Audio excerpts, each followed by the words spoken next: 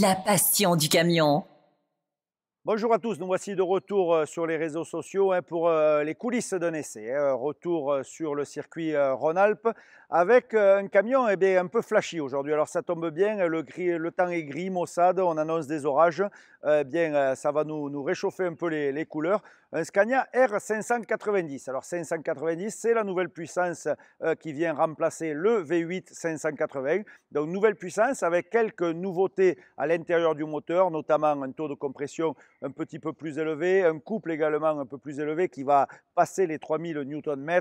Tous ces détails, évidemment, je vous les donnerai dans le magazine, mais en tout cas des éléments qui font que ce camion semble bien taillé pour battre un record ou en tout cas venir titiller le record de notre circuit Rhône-Alpes, car, argument supplémentaire, il dispose de la boîte G33. Vous savez, cette nouvelle boîte de vitesse, nous l'avions déjà essayé dans France Route avec un 540 chevaux en 6 cylindres. Et bien là, c'est sur le V8.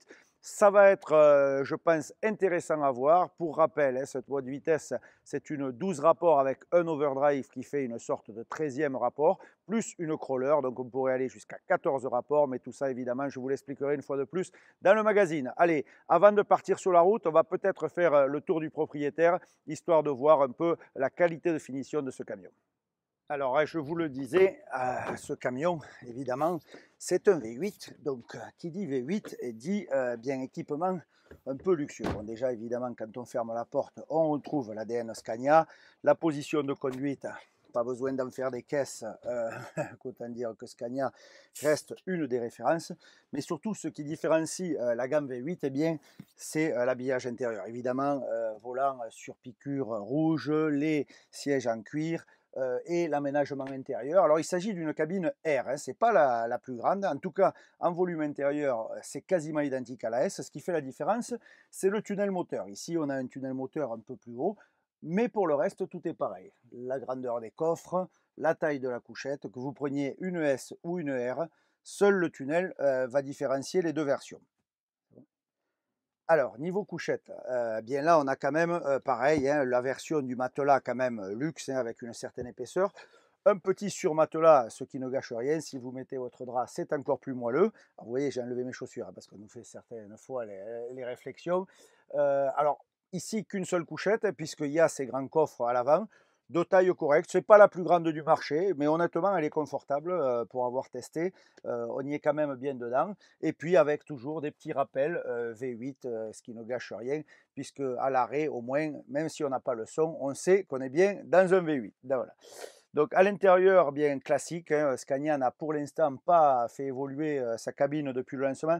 Allez, pour moi, ça ne devrait pas tarder, hein, parce que question environnement numérique au tableau de bord, etc. Maintenant, ils sont un petit peu à la bourre, hein, il faut dire ce qui est, puisque la concurrence a quand même fait beaucoup mieux depuis. Donc je pense que ça ne devrait pas traîner, on devrait voir des évolutions d'ici peu.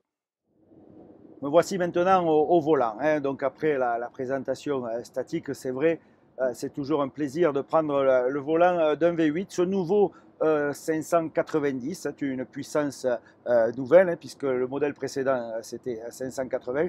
Et c'est vrai que sur la première partie de notre circuit Rhône-Alpes, eh bien c'est juste un plaisir. Entre Mâcon, Bourg et en continuant, on a quelques petits faux plats, mine de rien ça monte.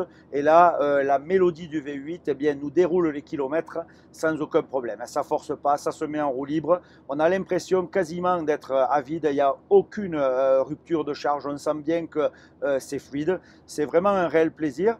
Autre petit accessoire, mais qui a son importance sur cette nouvelle génération de camions, le correcteur de trajectoire. Alors c'est vrai, je vais être franc, au début il faut quand même s'y habituer parce que ça a tendance à vous retirer le volant et ça peut être parfois désagréable, mais quand même, ça a au moins l'intérêt, si vous cherchez quelque chose, vous voulez toucher la radio, un petit moment d'inattention, eh bien, le camion ne sortira pas de la trajectoire, puisque dès que le volant se lâche, eh bien, il voit la ligne blanche et il revient se positionner au milieu. Voilà, petit détail, mais qui, en termes de sécurité, a son importance.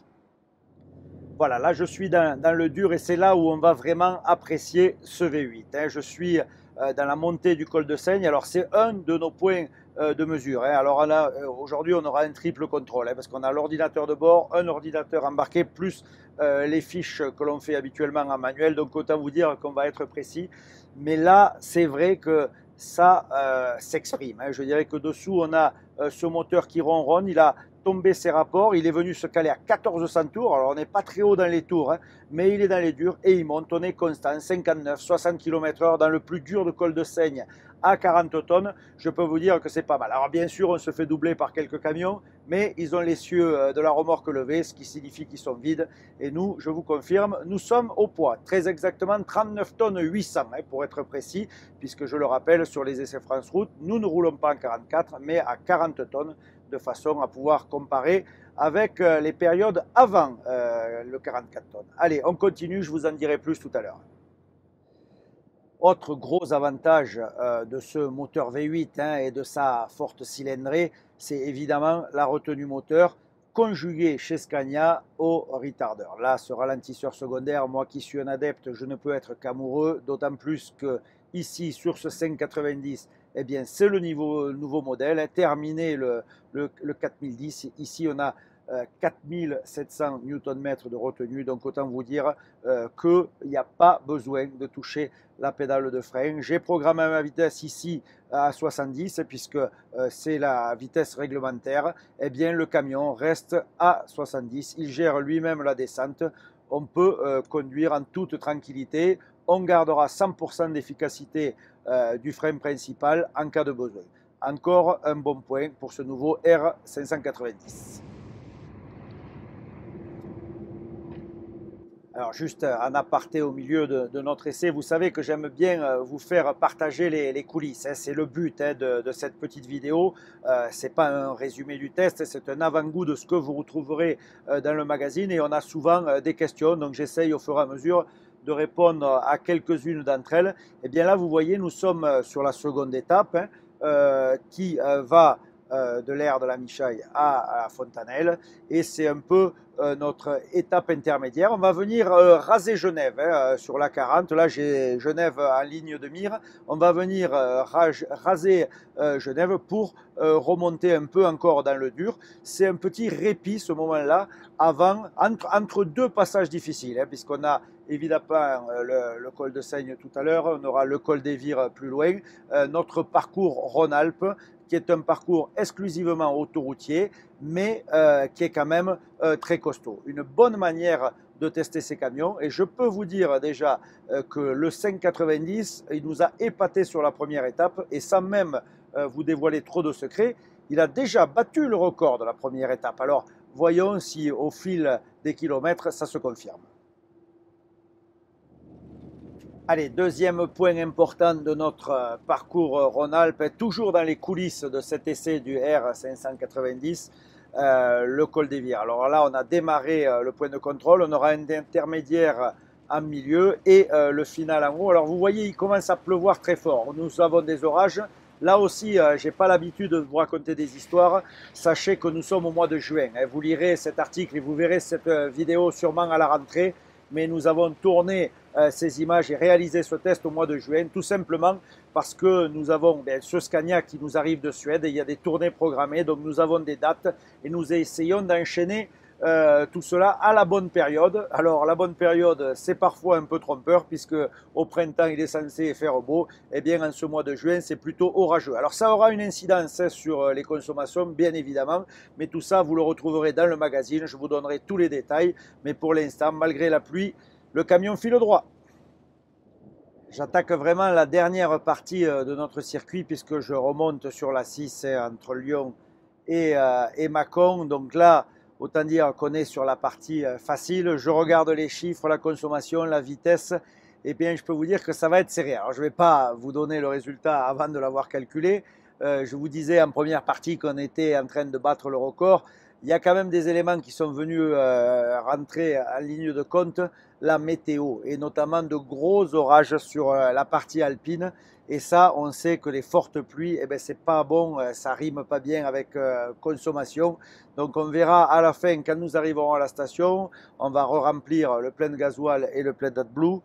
Évidemment, le résultat, je vous le donnerai dans le magazine. Mais pour l'instant, je peux vous dire que le suspense demeure parce qu'on a un peu l'habitude du circuit et par rapport à ce que nous annonce l'ordinateur, le volumètre, On pourrait peut-être le battre, il ne va pas manquer grand-chose si on passe à côté. En tout cas, il est surprenant ce 590 parce que ce gros V8 eh bien, vient se battre avec des consommations des meilleurs 6 cylindres du marché. Allez, la conclusion dans quelques instants et on va terminer ces derniers kilomètres avec la nuit qui tombe et nous faisons le point tout à l'heure à Mâcon.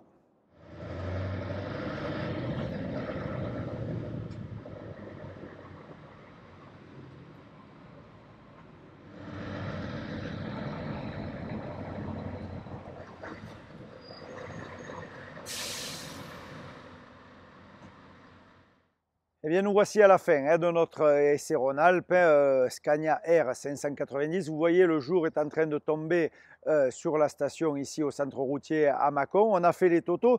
Je vous avais dit en début de parcours que bien on était devant. Après, sur la fin, je vous ai dit que ça commençait à être serré. Eh bien, je vais garder le suspense jusqu'à la fin. Il vous faudra lire le magazine pour avoir le résultat final. Mais je peux vous dire que le V8, il s'en est bien sorti. Ça bataille sur les places de tête. On va voir s'il accède au podium. Pourquoi pas une victoire. En tout cas, il se place plutôt bien. Et là, surtout, où il marque des gros points, c'est sur le plaisir de conduite. Parce qu'évidemment, un gros V8, cette nouvelle boîte de vitesse G33, plein de composants, vous verrez, qui bien en font un camion quand même très haut de gamme. La cabinaire, c'est un compromis entre la S et la R. Je vous expliquerai également tout ça dans le magazine.